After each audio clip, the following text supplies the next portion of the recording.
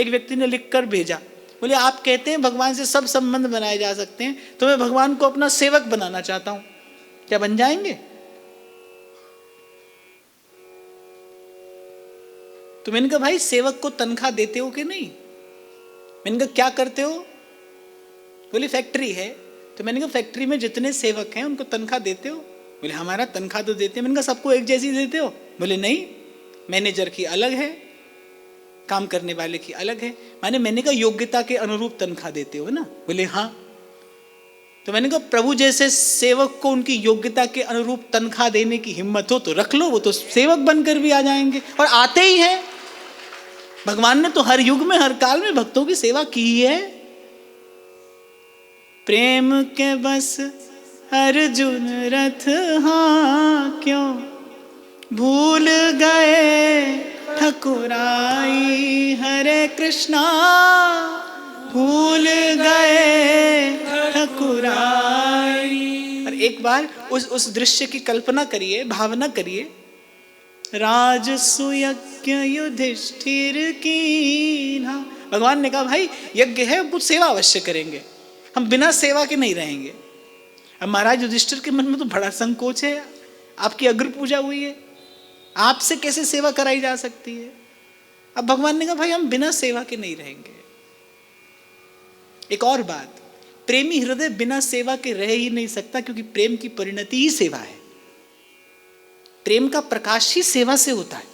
ये जो हमारे आचार्यों ने सेवा की इतनी महिमा गाई है, इस सेवा के मूल में क्या है? प्रेम है, और प्रेम का प्रकाश सेवा से होता है। प्रेम सेवा में प्रकाशित होता है, प्रेम सेवा से सुवासित होता है। तो भगवान ने कहा भाई सेवा तो कुछ देनी पड़ेगी हमें।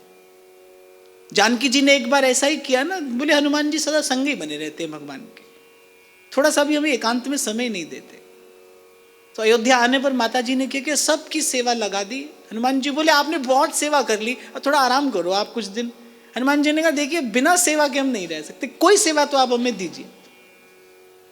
तो माता जी ने तो बड़ी चतुराई की, बोले जब प्रभु को जमाई आएगी तो आप चुटकी बजाना, बस यही आपकी सेवा है।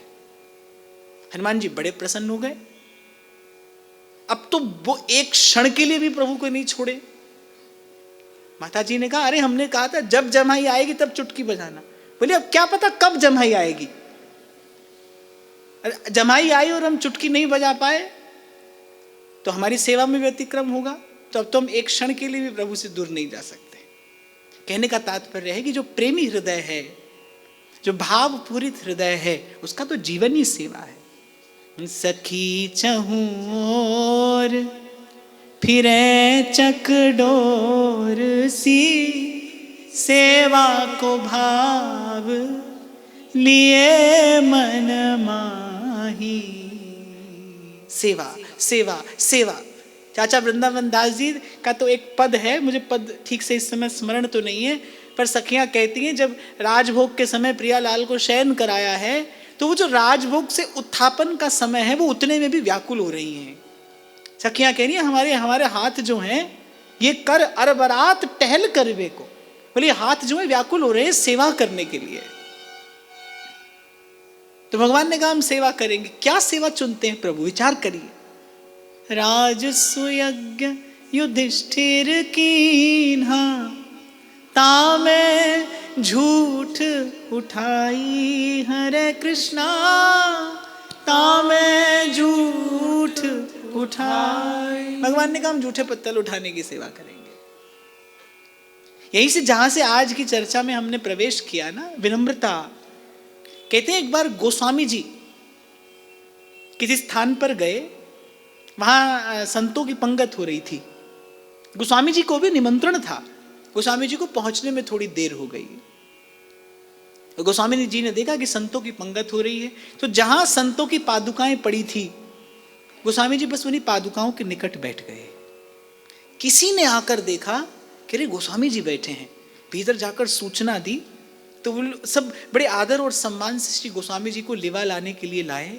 रामचरितमानस जैसे ग्रंथ का रचयिता, मुझे ऐसा लगता है इस भारत भूमि पर जन्म लेने वाला ऐसा कोई नहीं हो सकता जो मानस का स्पर्श किए बिना भगवत भक्ति का अनुष्ठान करता हो। कहीं ना कहीं रामचरितमानस का कोई सूत्र, कोई सिद्धांत उसके हृदय को स्पर्श करता ही है भाई, निश्चित रूप से करता है। भक्ति का दान करने वाला, ऐसा अद्भुत ग्रंथ रचने वाला युग पुरुष, और उनकी विनम्रता ऐसी कि किसी से यह भी नहीं कहा कि भाई भीतर जाकर कह दो हम आए हैं। संतों की जहां पादुकाएं पड़ी थी बस वहीं पर बैठ गए। प्रेम बना देता है हृदय को ऐसा ही।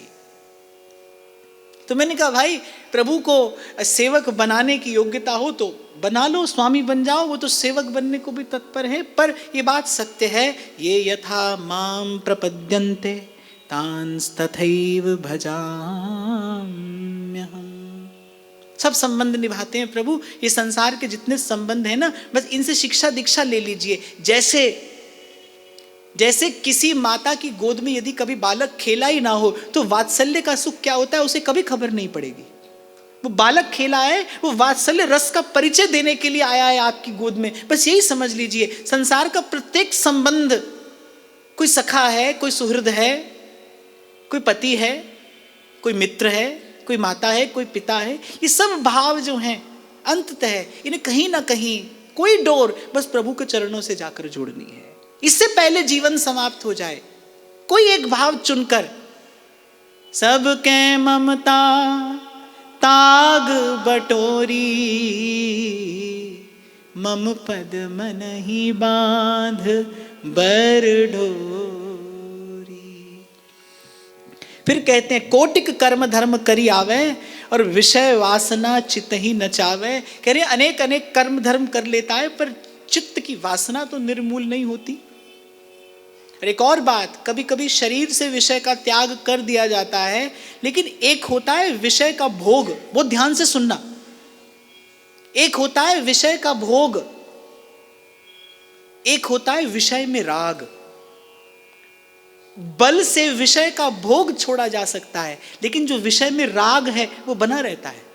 जैसे अब किसी को अगर मान लो वैद्य कह दे मीठा नहीं खाना, मीठा खाओगे तो प्राण जाएंगे, तो वो प्राण जाने के भय से मीठा खाना भला छोड़ दे, लेकिन मीठे में जो उसकी प्रियता है वो बनी रहती है। ऐसे ही अपने बल से, अपने प्रयास से जीव कभी थोड़े काल के लिए विषय का भोग तो छोड़ देता है, लेकिन जो उस विषय में राग है, विषय की जो चाह है, विषय की जो प्रियता है वो बनी रहती है। वो बिना भगवान की भक्ति के नहीं जाती। इसीलिए गोस्वामी जी कहते हैं, एह गुण साधन ते नहीं होई, तुम्हारी कृपा पाओ कोई को। इसीलिए प्रथम दिन मैंने बहुत देर तक बड़े विस्तार पूर्वक इस शब्द पर चर्चा की थी, कृपा। आप विषय छोड़ देंगे, आप विषय का सेवन छोड़ देंगे। विषय का सेवन छूट सकता है अपने प्रयास से, विषय का चिंतन नहीं छूट सकता। और विषय के चिंतन के बिना छूटे बिना मन निर्मल नहीं होता। जब तक विषय का चिंतन नहीं छूटे तब तक मन निर्मल नहीं है, तब तक चित्त शुद्ध नहीं है। यही बात कह रहे हैं, जो लग कनक कामिनी भावे, तो लग कृष्ण न उर्महियावे। इस शब्द का विचार करिए। कह रहे हैं जो लग कनक कामिनी भावे, ये नहीं कह रहे जो लग कनक कामिनी सेवे। वो ये नहीं कह रहे हैं जब तक कंचन और कामिनी का सेवन करता है जीव तब तक कृष्ण मन में नहीं आते। बोले जब तक कनक कामिनी भाता है, जब तक संसार अच्छा लगता है तब तक, जब तक ये विषय का रस प्रिय है, जब तक इसमें प्रियता है, तो लग कृष्ण न मन में ही आवे। आगे भी शायद कभी मैंने आपको बताया था ना, एक बार मुझसे किसी ने पूछा कि भजन करने से मन निर्मल होता है या निर्मल मन भजन करता है, पहले क्या होता है? तो मैंने विचार किया, मैंने कहा भाई भजन तो निर्मल मन से ही होता है। और बोले अगर निर्मल मन से भजन होता है फिर निर्मल मन कैसे होता है? तो खूब विचार करने पर थोड़ा समझ में आया, भजन करने की इच्छा मन को निर्मल कर देती है। संसार की इच्छा ने मन को मैला किया है, भजन की इच्छा मन को निर्मल कर देगी। मैल कैसे धुलेगा? पानी से ही तो धुलेगा। इसीलिए संत कहते हैं, महापुरुष कहते हैं, बोले भाई पुण्य कमाना बहुत सरल है, ये जो मन का पाप है ये नहीं छूटता, विषय का जो चिंतन है ये मन नहीं छोड़ता। कभी कभी भय से, कभी कभी किसी और कारण से छोड़ देते हैं, हम विषय का सेवन छोड़ देते हैं, लेकिन मन कहीं भीतर गहरे में विषय का चिंतन करता रहता है। एक बड़ी सुंदर कथा है, श्री स्वामी जी महाराज के पास, स्वामी हरिदास जी महाराज के पास एक दयाल दास नाम के ब्राह्मण आए। उन्होंने जाम्बवान की उपासना करके पारसमणि प्राप्त कर ली थी और उन्होंने कहा था कि 12 वर्ष तक आपके पास रहेगी, 12 वर्ष तक आप खूब धन अर्जित कर सकते हैं। अब वो संस्कारी ब्राह्मण थे, उन्होंने खूब दान पुण्य किया, खूब तीर्थ व्रत आदि किए, लेकिन मन को शांति नहीं मिली। भगवत कृपा से, पुण्य के बल से उनके मन में संस्कार जगा कि किसी समर्थ सदगुरु की शरण ग्रहण करनी चाहिए। अब किसे गुरु बनाएं? तो बैजनाथ धाम में थे, महादेव ने आज्ञा की, जो इस पारस मणि को लेना अस्वीकार कर दे, बस उसे अपना गुरु बनाना। अब वो जिस किसी के पास पारस मणि लेकर जाएं, वहां तो दृश्य ही दूसरा दिखाई पड़े। वो बोले महाराज ये पारस मणि है हमारे पास, हम आपके शिष्य बनना चाहते हैं। बोले अगर ये पारस मणि हमें दे दो तो भले हमारे गुरु बन जाओ, हमें तो गुरु बनाने में भी झंझट नहीं है, पारस मणि हमें दे दो।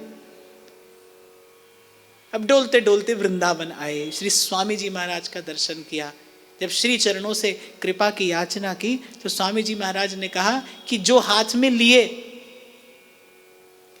में लिए बड़ी दूर से आए हो, पहले इसे श्री यमुना जी को निवेदन कराओ। स्वामी जी ने पारस मणि का नाम भी नहीं लिया अपनी जिह्वा से, कहा पहले इसे यमुना जी को निवेदन कर आओ। वास्तविक मणि तो चिंतामणि हरि नाम है, सफल करे सब काम।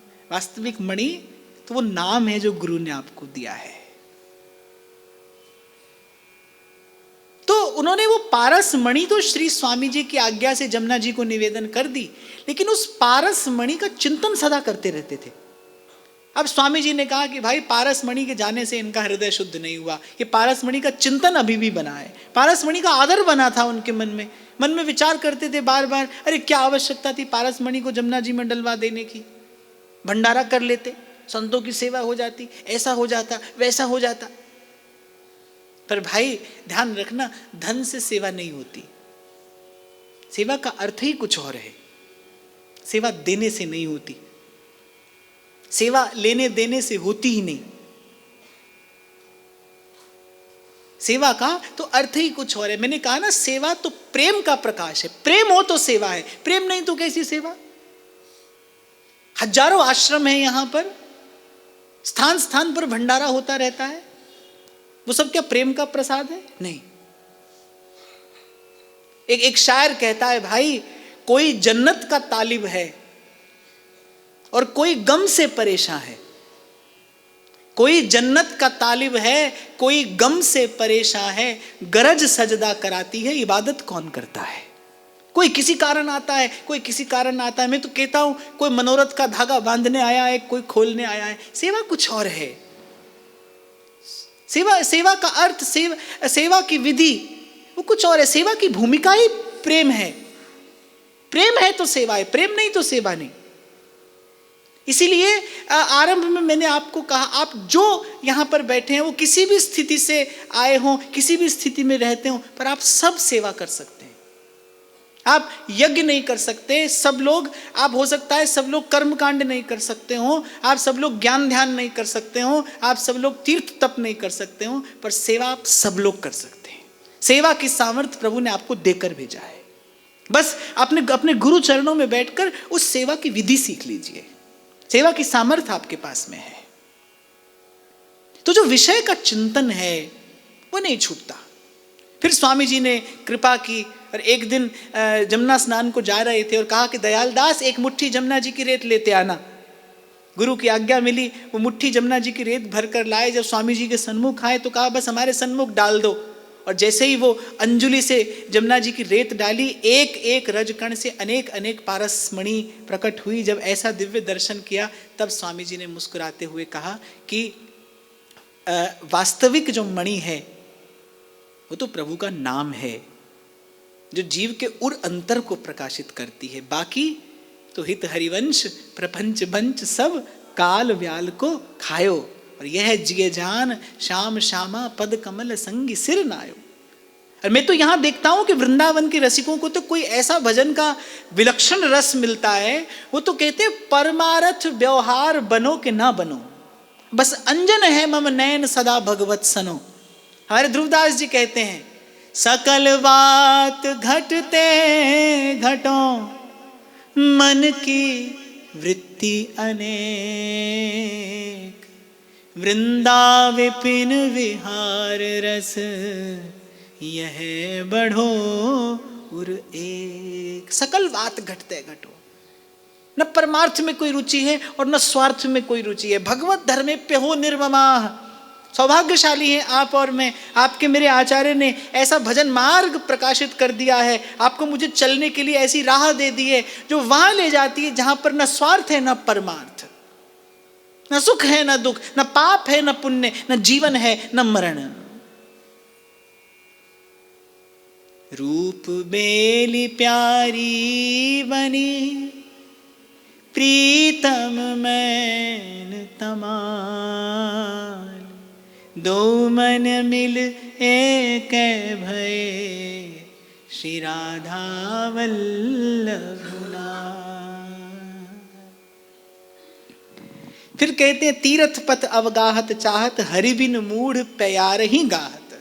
जैसे भूस कूटने वाला मूर्ख ही तो है, भूस कूटने वाले को नहीं मिलता, ऐसे कहते हैं हरि की भक्ति के बिना ये सब साधन नीरस हैं, सब साधन फीके हैं, सब साधन व्यर्थ हैं, कहीं नहीं पहुंचाते जीव को। और मैं विचार करता हूं कि जब सार की बात है ही हरि का भजन, फिर कुछ और करना ही क्यों है? फिर क्यों करना है कुछ और? कहीं भी और अपना मन चित्त, अपने तन मन की शक्ति को क्यों लगाना है? थोड़ा सा जीवन है, सार की बात कहिए, गोपाल कहिए, गोपाल कहिए, गोपाल कहिए।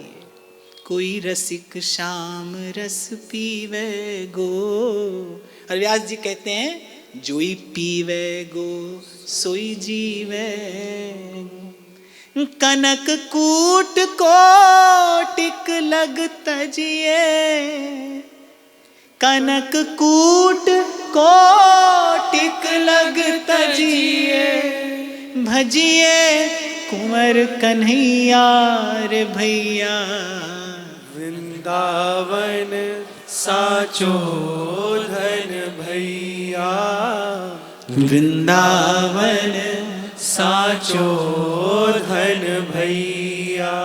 एक बार सूरदास जी से किसी ने पूछा कोई व्रत तीर्थ उपवास आदि अब आप कुछ करते ही नहीं। सूरदास कह रहे सूरदास प्रभु काम धेनु तज छेरी कौन दुहे। अरे बोले जिसे पीने के लिए काम धेनु का दूध मिल जाए, बोले वो बकरी को क्यों दुहेगा?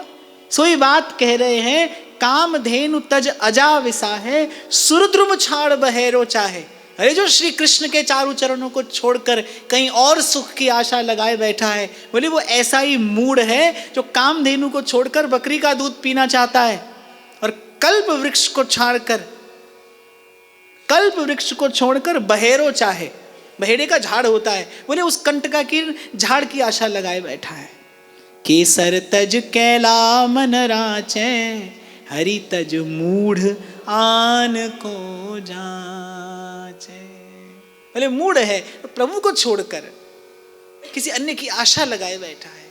अस प्रभु छाड़ भजहि जे आना,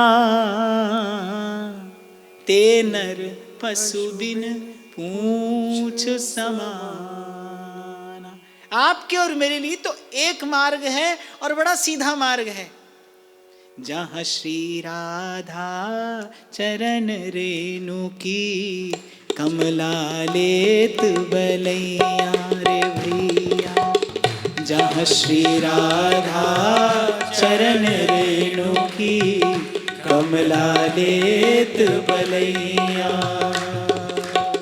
कनक कूट कोटिक लग तजिए, कनक कूट कोटिक लग तजिए, भजिए कुंवर कन्हैया रे भैया।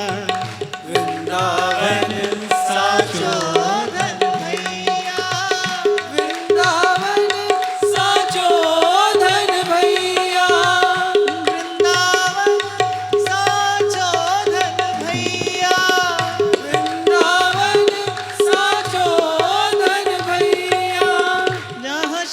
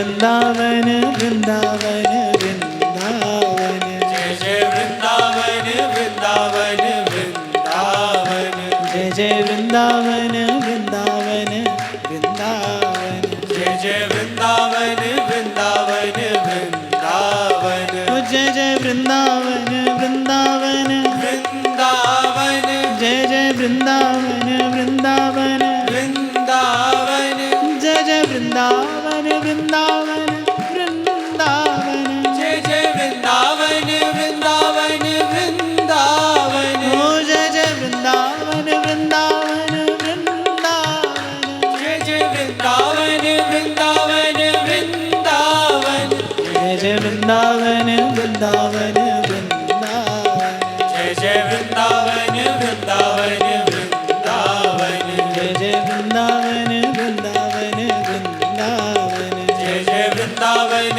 वृंदावन वृंदावन, ओ जय जय वृंदावन वृंदावन वृंदावन, जय जय वृंदावन वृंदावन, वृंदावन, जय जय वृंदावन वृंदावन वृंदावन, जय जय वृंदावन वृंदावन वृंदावन, जय जय वृंदावन वृंदावन वृंदावन, जय जय वृंदावन वृंदावन वृंदावन, जय जय वृंदावन वृंदावन वृंदावन, जय जय वृंदावन वृंदावन वृंदावन।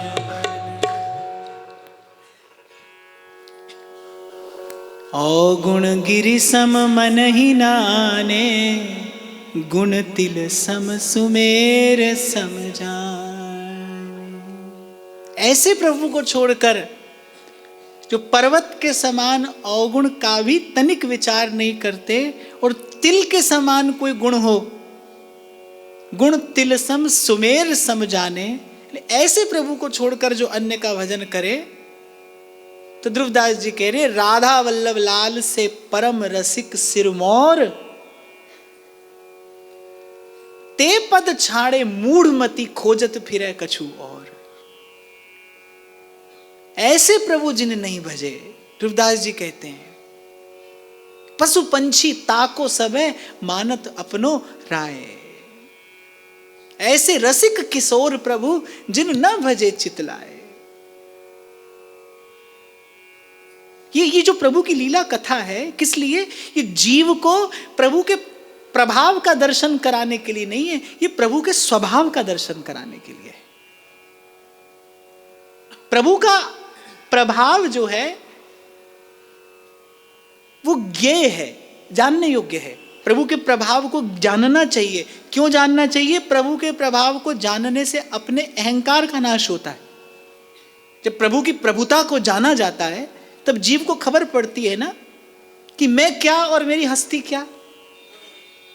जब प्रभु की प्रभुता का बोध होता है तब जीव के अहंकार का नाश होता है, और जब प्रभु के स्वभाव से परिचय होता है तब जीव के हृदय में प्रीति का उदय होता है। तो ये जो लीला कथा है, ये जो प्रभु आकर अपने भक्तों के साथ लीला करते हैं, ये किस लिए? ताकि आपको और मुझे प्रभु के स्वभाव का परिचय प्राप्त हो सके। प्रभाव तो उसका घट घट में व्याप्त है।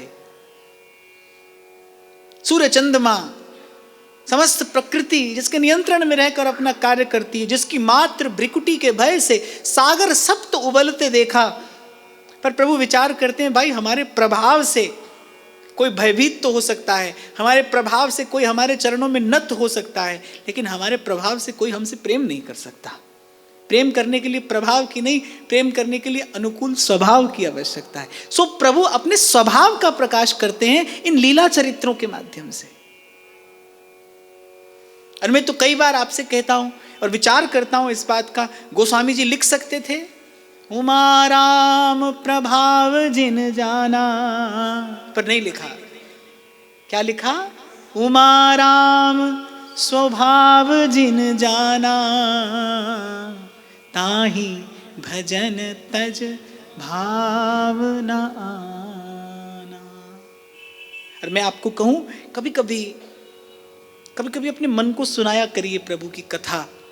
कभी कभी अपने मन को दिखाइए, अपने मन को समझाइए, अपने मन को ले जाइए लीला कथा के निकट और दिखाइए कैसा है प्रभु का स्वभाव, ओ गुण करे समुद्र सम, गिनत न अपनो जान।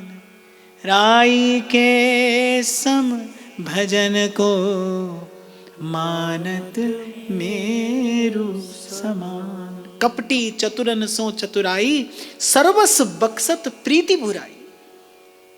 बोले कपटी हो चतुर हो कोई कैसा भी आए, अरे यहां तक तो भगवान ने कहा कोटि विप्र बध लागहि जाहू, पर आए शरण तजऊ नहीं ताहू। बोले शरण में कोई आ जाए तो मैं उसे अभय प्रदान करता हूं। इसलिए मुझे तो 2 पंक्तियां हैं, मैं खुद भी बहुत गाता हूं, आपसे भी बहुत गवाता हूं और मुझे बड़ी प्रिय लगती हैं। गिरिराज धरण श्री जी तमरी शरण, गिरिराज धरण श्री जी तमरी शरण। समस्त वैष्णवाचार्यों ने जीव मात्र का धर्म बताया है प्रभु के चरणों में प्रपत्ति। शरणम प्रपद्ये शरणम प्रपद्ये शरणम प्रपद्ये। नाथ मैं आपकी शरण में हूं, मैं जैसा भी हूं आपकी शरण में हूं, मुझे स्वीकार करिए, मेरा परिष्कार करिए, मुझे अपने योग्य बनाइए। हे नाथ मैं आपकी शरण में हूं।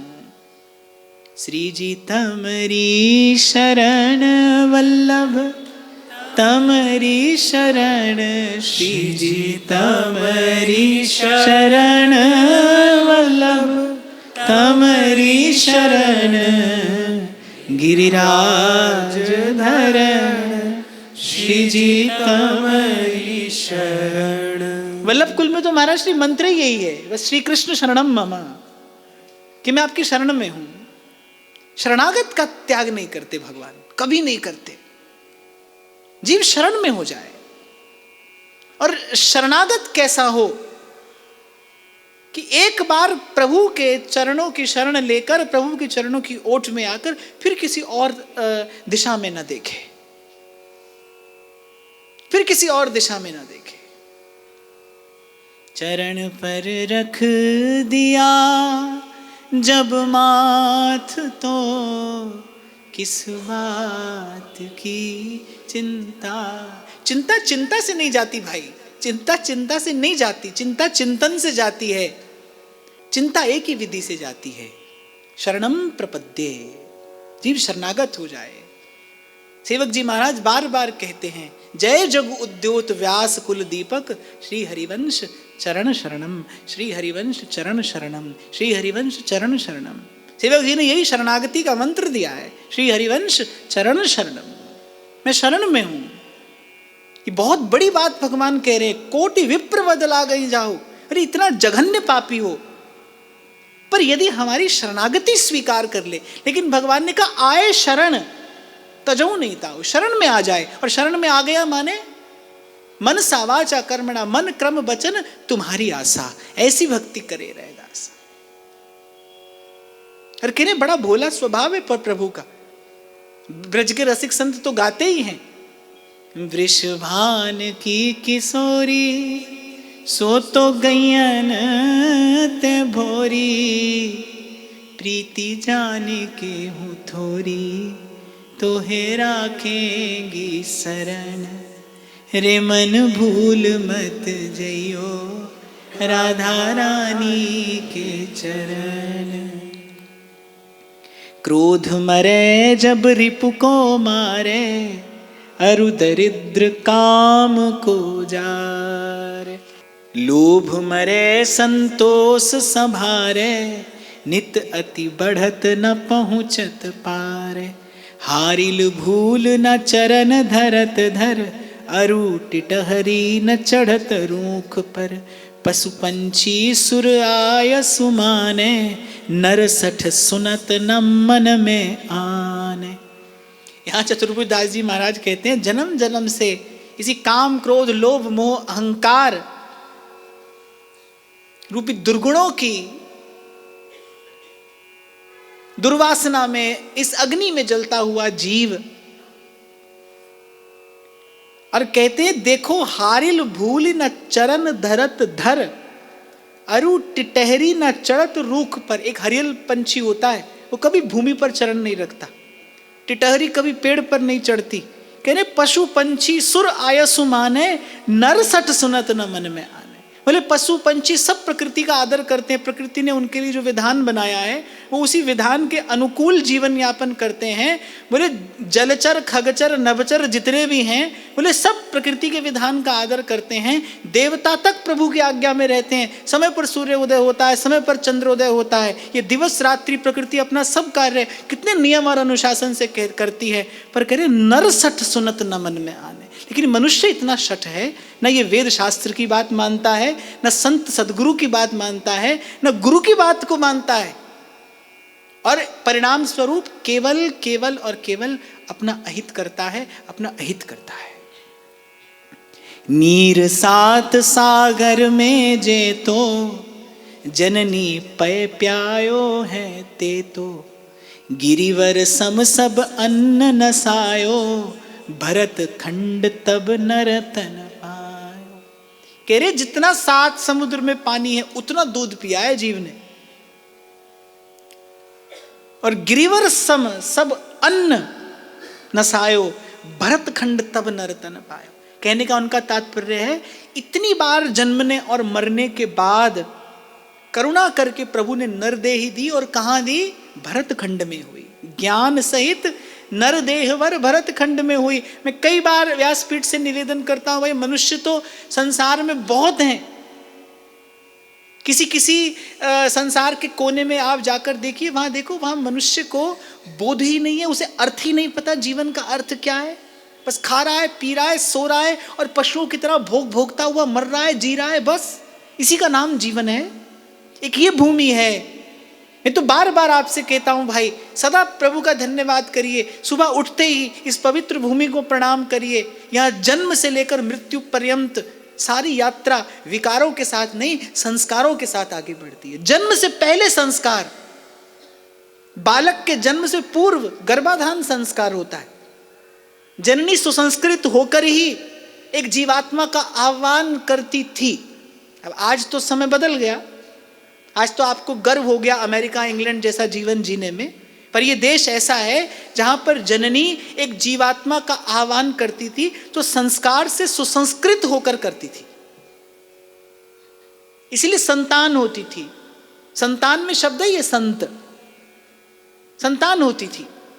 जन्म से पूर्व संस्कार और मृत्यु के बाद संस्कार, संस्कार के साथ जीवन यात्रा आगे बढ़ती है इस भूमि पर। इसीलिए ध्रुवदास जी ने भी लिखा, ज्ञान सहित नर देह वर भरत खंड में हो। इसे मणिकांचन योग कहते हैं कि मनुष्य का शरीर मिले और भारत की भूमि पर मिले, जहां सहज में ही पीने को गंगा जमुना का पानी मिलता है। यहां आते जाते गली गली में भगवान नाम का कीर्तन सुनाई पड़ता है, संतों का दर्शन होता है। अरे पहले तो संतों की ऐसी कृपा होती थी, चतुर्भुज दास जी महाराज जिनका हम ये दिव्य यश गा रहे हैं, संतों की जमात लिए चलते थे। जो संत का दर्शन करने नहीं आ सकता, संत चला जाता है उसके द्वार पर उसको दर्शन देने। एक गृहस्थ के घर जाकर उससे मांग लेते थे 2 रोटी कि इसको साधु की सेवा करने का अवसर मिल जाए। संत चला जाता था द्वार पर दर्शन देने के लिए, सेवा का अवसर प्रदान करने के लिए। तो ऐसी पवित्र भूमि तो कह रहे गिरिवर सम सब अन्न नसायो, गिरिवर के समान अन्न खा चुका है, उसके बाद भरत खंड तब नर्तन पायो, तब इस भारत की भूमि पर मनुष्य होकर जन्मा है। दुर्लभ तन पायो सुरलभ करी, गुरु खेवट हरि नाम नाव करी। अरे ये बड़ा दुर्लभ अवसर तुझे मिला है, ये दुर्लभ अवसर प्रभु की कृपा ने सुलभ कर दिया है। ये वृंदावन ये रविजा तट, ये सत्संग न पावो रे, राधा हरि गुण गावो रे, राधा हरि गुण गावो रे। दुर्लभ तन पायो सुरलभ कर। और एक और बात मैंने कल आपको निवेदन की थी कि 84 लाख योनियों के बाद मनुष्य शरीर मिलता है, कोई आवश्यक नहीं है, भटकता ही रहता है जीव, अनंत काल से भटक ही रहा है। बहुत जन्म बिछड़े थे माधो। ये स्वर अगर आपको कहीं सुनाई पड़ेगा ना तो इसी भारत की भूमि पर सुनाई पड़ेगा। ये जन्म तुम्हारे लेखे, तो कह रहे ये अवसर मिला है हरि के नाम की नौका में बैठकर, कर्णधार जिसके सदगुरु हैं, गुरु रूपी खेवट। कबीर कहते हैं ना, गहरी नदिया नाव पुरानी, गहरी नदिया नाव पुरानी, केवटिया से लगे रहना, केवटिया से लगे रहना, कछु लेना न देना मगन रहना, कछु लेना न देना मगन रहना। बहुत बरस पहले की घटना है। दिल्ली का कोई परिवार था, वो मेरे पास कथा का एक निवेदन लेकर आए। तो उस माता ने एक बड़ी अच्छी बात मुझे कही। 10-12 साल पहले की घटना है, पर मैं वो बात भूला नहीं। उस माता ने कहा कि मेरे मन में सत्संग का विचार कहाँ से आया कि मुझे कहीं ब्याह में जाना था 2 दिन के लिए, और मैं 20 दिन से तैयारी कर रही थी, वस्त्र आभूषण और जाने क्या क्या, कि 2 दिन के लिए मुझे विवाह में जाना है। बस ऐसे ही तैयारी करते करते मेरे मन ने प्रश्न किया कि तुझे 2 दिन के लिए कहीं जाना है और तू इतनी तैयारी करने में लगी है, इतना परिश्रम करती है, जहां तुझे सदा सदा के लिए जाना है, अकेले जाना है, वहां के लिए भी कोई तैयारी की है क्या? वहां के लिए भी कुछ तैयार किया है आपने? तो उसने कहा कि बस वहीं से मेरे जीवन में एक परिवर्तन आया और सत्संग की ओर मन मुड़ गया। उस माता की वो बात मैं कभी भूलता नहीं, और सदा स्मरण रखना चाहिए भाई इस बात को। मैं तो आपको ये कहूंगा, सबसे पहला कार्य आप और मैं यदि कर सकते हैं तो वो यही कर सकते हैं कि धन्यवाद करिए कि प्रभु ने आपको इस भारत भूमि पर मनुष्य का जीवन दिया है, और आप और मैं तो रोम रोम से कृतज्ञ हों। उसके गुण उपकार का पा सकूं नहीं पार, रोम रोम कृतज्ञ है करे सुधन्य पुकार। कि आज भी देखिए कहां कहां कंचन और कामिनी की अहमता और ममता की, पाप और पुण्य की चक्की में जीव पिस रहा है। कहते हैं रो पड़े थे कबीर संसार की दशा देखकर, चलती चाकी देख के दिया कबीरा रोए, 2 पाटन के बीच में साबत बचा न कोई। कहते बड़ी दया आई, कबीर का हृदय करुणाद्र हो गया कि कैसे जीव की दुर्दशा है। और कबीर के पुत्र थे कमाल, वो भी बड़े भक्त थे। जब उन्होंने पिता को बड़ा उदास देखा तब कमाल बोले, अरे चाकी चाकी सब कहें, कीली कहे न कोई, जो कीली से लग रहे वाका बाल न बाका हो। बोले आप चक्की को देखते हैं पर चक्की नहीं चलती भाई, कीली चलाती है उसे। आप विचार करो, आपने सबने चक्की देखी तो होगी, अगर चक्की में कीली ना हो तो बड़े से बड़ा पहलवान भी कुछ नहीं कर सकता, और कीली हो तो घर की माता भी अन्न पीस लेती है, कीली चलाती है उसे। ऐसे ही संसार दिखाई पड़ता है पर चलाने वाला कोई और है।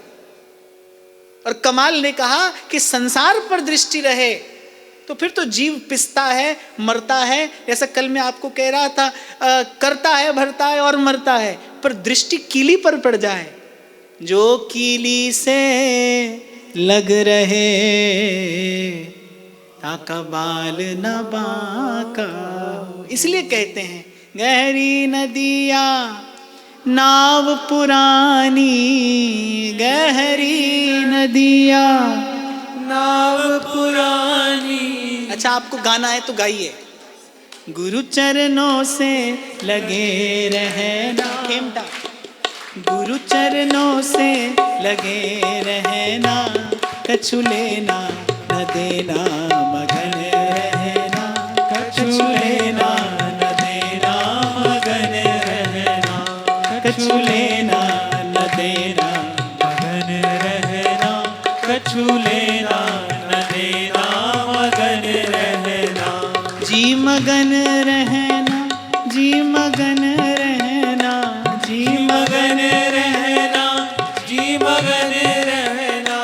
और चलते चलते एक और बात कहता चलूं। आरंभ में मैं आपसे कह रहा था, देना शब्द अच्छा नहीं है, निवेदन। देना नहीं, देने वाला तो एक है। फिर कबीर कहते हैं लेने वाला भी मगन नहीं रह सकता और देने वाला भी मगन नहीं रह सकता, जब न लेना हो और न देना हो। राम जी की चिड़िया है, राम जी का खेत, और खाओ री चिड़िया भर भर पेट। आप तो इस बात का धन्यवाद करिए कि प्रभु ने आपको अपने पक्ष में रखा है, देने वाला प्रभु के पक्ष में खड़ा है। दाता एक राम, अगर प्रभु ने आपको देना दिया है, ये अवसर दिया है, तो समझिए प्रभु के पक्ष में खड़े हैं आप।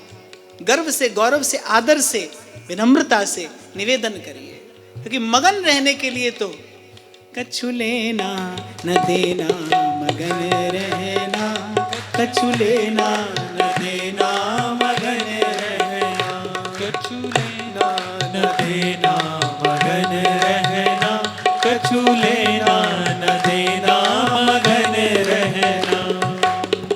पांच तत्व का बनाए पिंजरा, पांच तत्व का बनाए पिंजरा, पांच तत्व का बनाए पिंजरा, पांच तत्व का बनाए पिंजरा।